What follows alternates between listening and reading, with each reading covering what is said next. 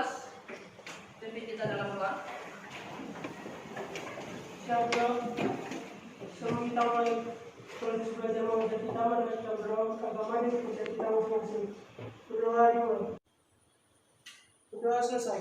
Ucap salam. Iya, selamat pagi semuanya. Sehat semuanya? Sehat. Kita harus ikuti protokol kesehatan meski pada masa pandemi ini tetap kita melakukan tugas kita masing-masing, yaitu belajar. Baik, materi kita hari ini kita lanjutkan dari materi yang minggu lalu. Hari ini kita lanjutkan materi yaitu dampak kolonialisme dan imperialisme Barat di Indonesia di bidang ekonomi. Nah, sebelum kita lanjutkan materi kita berikutnya, coba silakan semuanya anak-anak bisa baca buku. Beri waktu 5 menit.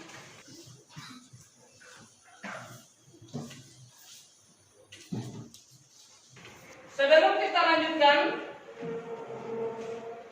dari materi yang kalian bahas, tujuan pelajaran kita hari ini adalah, nah setelah anak-anak kami semuanya bisa mempelajari dampak kolonial ini di bidang ekonomi, diharapkan dapat menganalisis dampak yang ditimbulkan terhadap Indonesia dan pengaruhnya dalam kehidupan rakyat Indonesia masa ini, dimulai dari pengaruh VOC sampai kepada Hindia Belanda.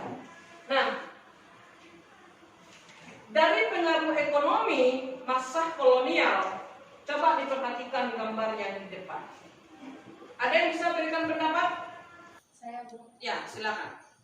Pada gambar kedua dari atas, di sana saya melihat penyerahan pajak kepada kolonial Belanda. Nah, pada pelaksanaan pajak itu sangat memberatkan rakyat, sehingga kebanyakan rakyat bergantung pada rentenir Tionghoa. Dan dampaknya membuat rakyat menjadi terlilit utang serta kehilangan banyak tanah. Oke, baik. Adanya kekuasaan tanah terhadap pemerintah kolonial pada masa Dendels. Nah, itu ada rel kereta api ya. Dan kereta api dibangun pada masa Dendels untuk memperlancar transportasi ekonomi dari hasil rakyat untuk diantarkan kepada pemerintahan kolonial. Berikutnya, dari gambar di depan ada 5 gambar. Ada yang bisa memberikan pendapatnya? Ya, silakan. Menurut saya gambar tersebut merupakan contoh penghasilan untuk perekonomian masyarakat. Gambar pertama merupakan cengkeh yang dapat dijual sebagai bahan makanan atau rokok. Gambar yang kedua merupakan tembakau yang dapat dijual sebagai bahan utama rokok. Yang ketiga adalah gambar nilam sebagai penghasil minyak. Yang keempat adalah tebu sebagai penghasil gula. Dan yang kelima adalah kopi sebagai penghasil minuman. Iya, dari gambar di depan benar tadi yang disampaikan oleh teman kamu Jordan. Ini adalah komoditi-komoditi sumber daya alam yang laku di pasaran pada masa kolonial. Nah, yang gambar berikutnya, ada lagi yang bisa berikan pendapat? Saya Bu. Silakan. Pada masa pemerintahan Raffles, yang pada gambar pertama itu sistem sewa tanah yang diterapkan Raffles mendorong pemerintah menerapkan pajak tanah kepada penduduk pribumi. Dan pada gambar terakhir yang keempat, itu pada masa pemerintahan Raffles mulai mengenalkan mata uang kepada rakyat Indonesia. Iya. Nah, pada masa Raffles, sistem pajak sewa tanah diberlakukan. Ya, diberlakukan. Lalu muncul adanya sistem ekonomi. Terbuka sistem ekonomi pada masa Raffles. Nah, berikutnya gambar keempat. Ada yang bisa berikan pendapatnya? Saya Bu. Ya, silakan. Jadi pada gambar pertama itu pada masa pemerintahan Hindia Belanda mulai muncul kota-kota industri seperti industri gula yang ada pada gambar kedua. Terus ada kota-kota pelabuhan besar. Terus adanya masyarakat pada masa kolonial Belanda juga mulai mengenal sistem perbankan pada gambar ketiga. Pada masa Hindia Belanda muncul kota-kota industri. Karena pada masa Dendels sudah ada diperkenalkan masyarakat untuk menanam tebu. Lalu muncul industri gula pada abad ke-19. Nah, kota-kota pelabuhan ini sangat berfungsi untuk memperlancar jalur ekonomi. Nah, lalu selain itu dengan adanya diperkenalkannya sistem ekonomi dalam bentuk uang kepada pemerintahan dari masa kolonial, nah ini mulai diberlakukan perubahan pengakuan bank. Adanya Bank Indonesia berasal dari De Japanese Bank. Artinya terjadinya nasionalisasi bank-bank yang ada di Indonesia, di mana sistem perekonomian tradisional menjadi sistem perekonomian modern. Nah, kita lanjut. Nah, ini dia. Masa kekuasaan VOC itu terlalu banyak untuk mengeksploitasi sumber daya alam. Lalu yang kedua, yang paling berdampak pada masa Dendas adalah adanya pembangunan jalan raya anyar kependudukan untuk memperlancar jalur ekonomi. Makanya adanya pembangunan rel kereta api. Nah, pada masa pemerintahan Raffles, yaitu diperlakukannya sewa tanah, seperti yang disampaikan oleh teman kamu tadi. Tadi materi kita awal tadi ada pendapat teman kamu. Nah, coba berikan pendapat kamu. Barangkali masih ada pendapat yang lain tentang ekonomi yang kita rasakan sekarang dari pengaruh kolonial. Itu kira-kira apa yang paling dominan, apa yang paling banyak yang terasakan sekarang? Ada lagi yang berikan pendapat? Silakan Fajri. Adanya sistem impor atau ekspor pada setiap negara ataupun di setiap daerah seperti perdagangan. Ya, benar dikatakan tadi adanya hubungan transportasi, ya, transportasi, perdagangan. Kita lanjut.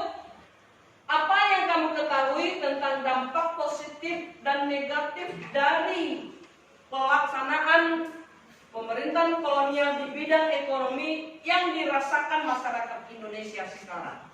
Jordan, silakan. Diciptakannya mesin dan peralatan industri. Namun ada juga dampak negatifnya, yaitu mendorongnya gejala kolonialisme dan imperialisme. Iya. Tambahan ada dampak positif, muncul revolusi industri, ya, mengenal mesin-mesin perpajakan yang berpengaruh pada perkembangan ekonomi. Dampak negatifnya, wilayah kita dijajah untuk memperkaya kas negara-negara Eropa. Kira-kira apa yang bisa kita ambil dari penjajahan kolonial Belanda ini di bidang ekonomi? Ada yang bisa mengambil sebuah kesimpulan? Ya, silakan. Untuk menggantikan sistem perekonomian tradisional. Iya.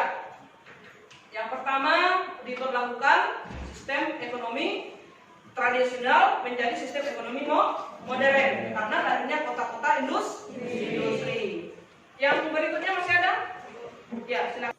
Kesimpulan yang kedua, mulai dikenal tanaman-tanaman yang laku di pasar dunia dan dibangunnya sarana-prasarana pertanian dan perkebunan, sarana dan sarana transportasi seperti kereta. Ya, mulai adanya diperkenalkannya tanaman-tanaman yang laku di pasaran dunia. Salah satunya adalah cengkeh. Lalu apa lagi? Kopi. Apa lagi? Nila lagi. Nah, itu semuanya bisa memperlancar karena adanya pelabuhan yang besar, kapal-kapal yang besar, ya, sehingga berpengaruh dan berdampak sampai kepada masyarakat sekarang ini. Nah, di lingkungan kamu kira-kira ada nggak kamu rasakan dampaknya sampai sekarang? Ada kan? Iya. Tidak ada kapal mengantarkan pena, kita tidak bisa sekolah. Tidak ada orang yang mengirimkan bahan-bahan makanan segala macam, kita tidak bisa sehat. Itu adalah berdampak kepada kehidupan nyata kita sekarang. Baik. Nah, jadi kesimpulan kita pada hari ini adalah bahwa pada masa pemerintahan kolonial, ya, berubah sistem pemerintahan tradisional menjadi ekonomi modern, sehingga muncullah sistem ekonomi liberal yang berujung mulai dibentuk atau berdirinya politik itu terbuka oleh negara-negara kolonial. Sampai di sini ada yang belum paham? Sudah paham semuanya? Baik.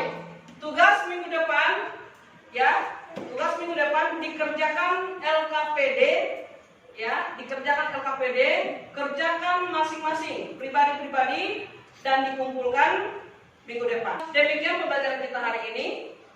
Jangan lupa untuk mengerjakan tugasnya di LKPD dan dikumpulkan minggu depan. Kalau tidak ada lagi yang bertanya, kita akhiri pelajaran kita sampai di sini. Selamat pagi.